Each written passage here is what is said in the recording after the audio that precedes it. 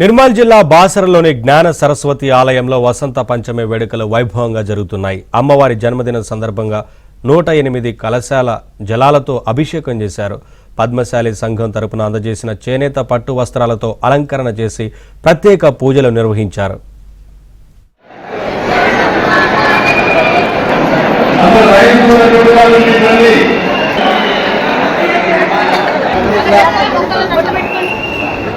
Black colour है याला black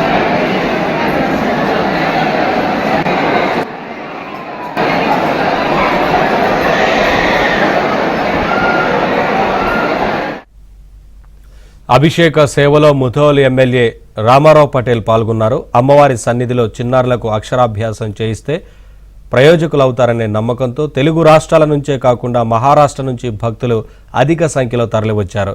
తెల్లవారుజాము నుంచే చిన్నారులకు తమ తల్లిదండ్రులు అక్షరాభ్యాసం చేయిస్తున్నారు. మరోవైపు భక్తులకు ఎలాంటి ఇబ్బందులు కలగకుండా అధికారులు అన్ని ఏర్పాట్లు చేశారు.